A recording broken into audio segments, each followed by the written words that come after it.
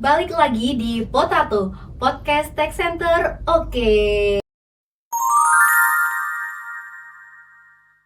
Jadi di podcast kali ini kita bakalan ngobrol-ngobrol santai tentang perpajakan dan cerita-cerita yang pastinya nggak bakalan kamu bosen buat dengerin podcast kali ini. Kalau di episode pertama kemarin kita udah bahas tentang relawan pajak. Nah, sekarang kita bakalan masuk ke topik yang gak kalah seru dan pastinya kamu wajib nonton podcast kali ini, yaitu kita bakalan bahas tentang pengenalan Tech Center UIN Maulana Malik Ibrahim kali ini. Jadi kita bakalan bahas mulai dari sejarah Tech Center sampai dengan cara bergabung di Tech Center UIN Malang ini.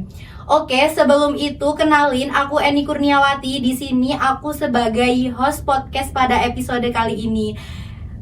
Supaya obrolan kita makin seru, tentunya aku nggak sendirian di sini dan aku udah mengundang dua narasumber yang super hebat, keren dan pastinya sudah berpengalaman di bidang perpajakan. Langsung saja, yang pertama ada Dr. Sulis Rahayatun, MA Kun, AK CE, CME, CABE, CSRE, CSRE, selaku pembina Tech Center UIN Maulana Malik Ibrahim Malang. Selamat datang Ibu. Halo Sobat Pajak, kita ketemu hari ini, Alhamdulillah. Gimana Ibu kabarnya? Terlihat sangat semangat untuk datang di podcast kali ini. Alhamdulillah sehat, semangat mau ketemu sama sobat-sobat pajak semuanya. Nah, meskipun Ibu Sulis pada hari ini sangat padat jadwalnya, tapi Ibu Sulis tetap semangat untuk datang di podcast kali ini.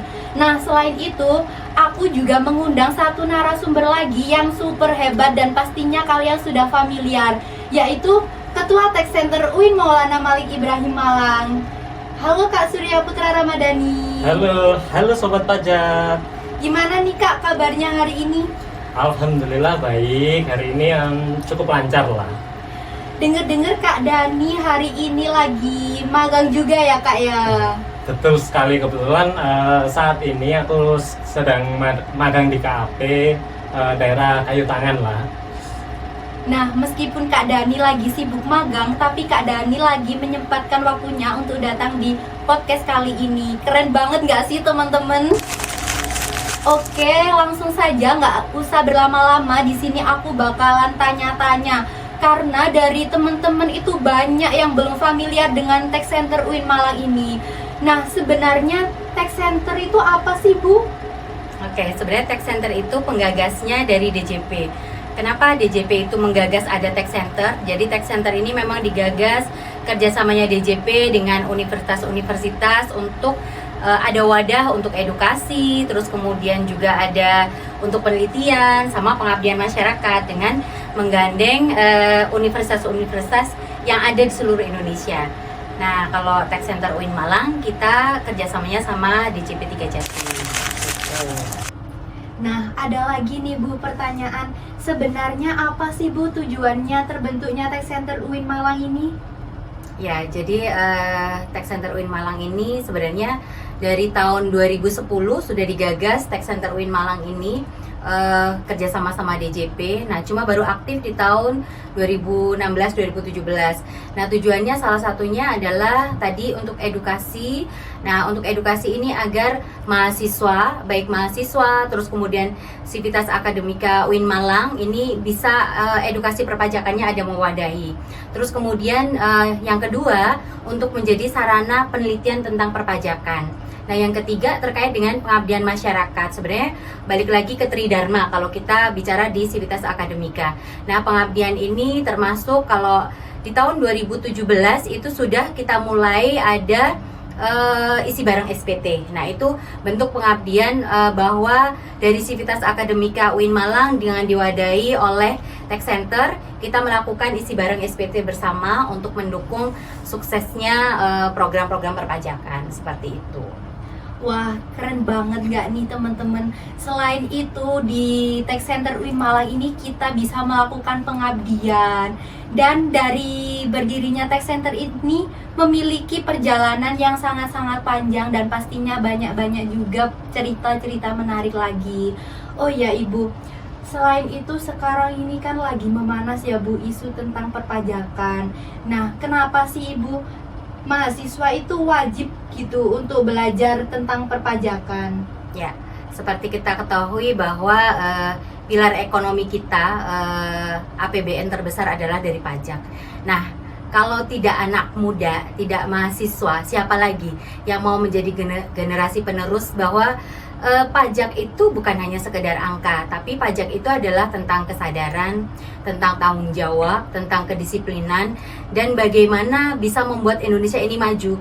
Kalau terus kemudian sekarang keadaannya sedang seperti ini, justru Tech Center ini harus hadir. Melalui apa? Melalui insan-insan generasi muda yang sadar pajak, yang tentunya nanti bisa dari kajian-kajian bisa memberikan masukan untuk kebijakan pemerintah. Itu harapannya seperti itu. Jadi Tech Center ini mewadahi dari sisi edukasi tadi, kemudian juga dari penelitian sama dari pengabdian masyarakat gitu. Harapannya generasi muda lah ini yang nanti akan terus kemudian menyumbang perubahan-perubahan di perpajakan gitu. Berarti semua mahasiswa apapun jurusannya itu wajib ya Bu untuk belajar perpajakan? Yes. Kalau di UIN Malang sebenarnya Tech Center ini berada di bawahnya universitas, cuma ditempatkan di Fakultas Ekonomi.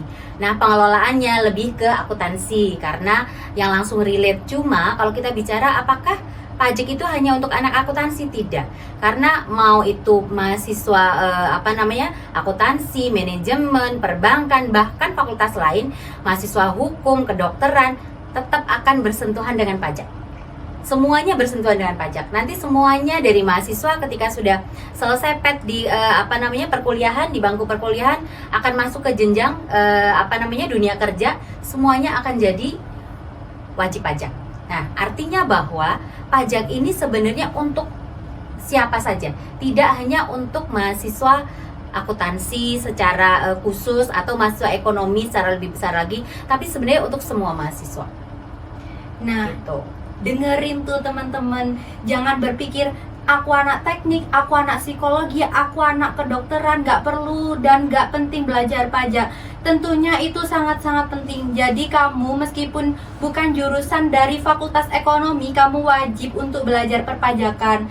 Karena kita kan belum tahu nantinya kalau kamu belajar lebih awal, kalau kamu kerja menjadi nilai plus tersendiri dari untuk perusahaan.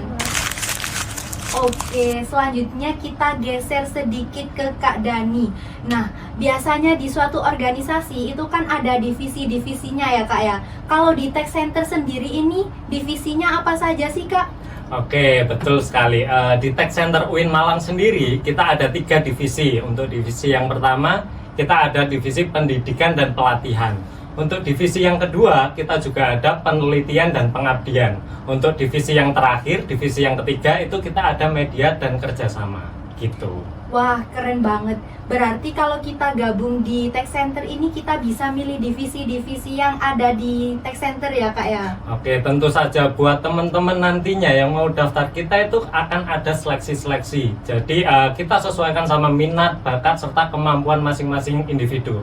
Soalnya setiap orang kan pasti memiliki kemampuan dan keahlian yang berbeda-beda. Nah, disitulah peran kita menaruh di mana mereka memiliki kemampuan dan keahlian. Oke. Wah, tadi kan udah ngomong-ngomong divisi di Tech Center. Jadi setiap divisi itu pastinya kan ada program kerja ya Kak ya. Boleh dijelaskan Kak program kerja di Tech Center UIN Malang ini? Oke, tentu saja. Mungkin di Tech Center UIN Malang dari 3 divisi mungkin aku rangkum sedikit aja ya. Mungkin yang menjadi program unggulan kita. Yang pertama kita ada teks mengajar, yakni kita memberikan pendampingan kepada mahasiswa melalui mata kuliah laboratorium perpajakan. Untuk yang kedua kita ada Tektravaganza, yakni perlombaan dengan taraf nasional, jadi bisa diikuti oleh semua mahasiswa di Indonesia. Untuk yang ketiga kita juga ada pelatihan Kortek. Jadi tentu saja Kortek tahun ini kan menjadi hal baru untuk masyarakat Indonesia. Disitulah peran kami mengadakan pelatihan tersebut, gitu. Wah, keren banget gak sih program kerjanya? Jadi bukan hanya kita cuma belajar secara formal saja, tetapi kita langsung belajar di lapangan dan pastinya kita langsung praktek yang nggak diajarkan di bangku perkuliahan pastinya. Oke, selain itu aku mau nanya lagi nih Kak. Dari teman-teman itu banyak yang bertanya-tanya gimana sih caranya bergabung di Tech Center UIN Malang ini. Boleh diceritakan nggak Kak alur mengikuti seleksi Tech Center itu? Oke, buat alur pendaftarannya sendiri kita ada beberapa tahap. Untuk tahap yang pertama kita ada seleksi administrasi. Jadi meliputi transkrip nilai, KTM, dan lain sebagainya. Untuk yang tahap kedua kita juga ada seleksi tulis. Jadi buat mahasiswa yang daftar nantinya akan mengerjakan soal-soal mengenai tentunya pajak dengan bobot soal itu berada di dasar saja. Buat yang ketiga kita juga ada seleksi wawancara, tentunya dengan pembina kita. Untuk yang terakhir tentu saja pengumuman. Seperti itu untuk seleksinya. Baik, langsung kan ini kita juga sudah berhadapan langsung dengan pembina Tech Center UIN Malang ini. Jadi kalau dari Ibu Sulis, bagaimana Ibu syaratnya untuk bergabung di Tech Center UIN Malang ini yang menjadi poin plus untuk teman-teman bisa bergabung?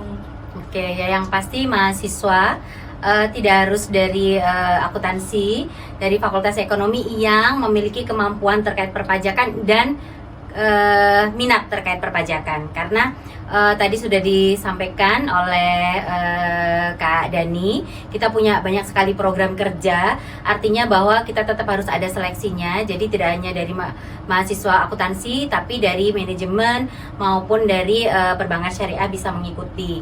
Terus kemudian tadi ikut seleksinya, terus setelah itu ya bagaimana bisa bekerja sama dengan tim di Tech Center gitu.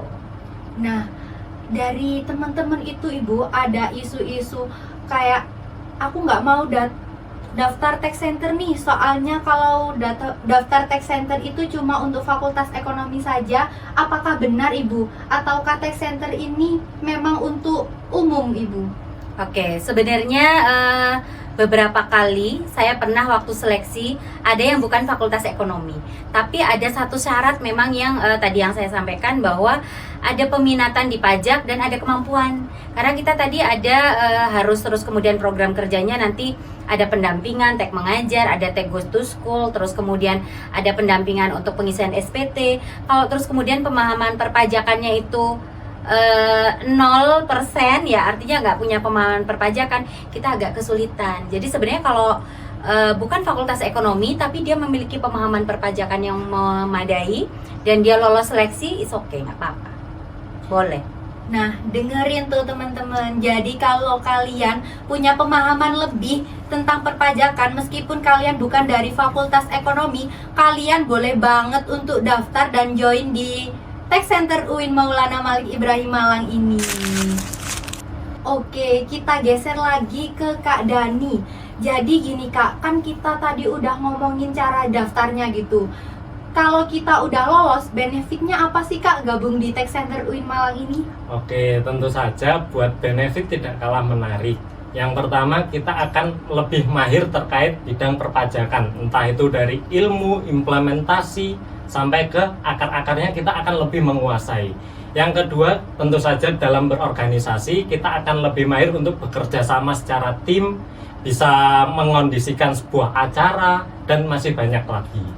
Dan untuk yang terakhir, kita juga bisa mengenal orang lain, bisa mengerti ilmu sosial yang lebih baik, mana yang perlu diimplementasikan, mana yang perlu disaring terlebih dahulu dalam mengambil keputusan juga, gitu.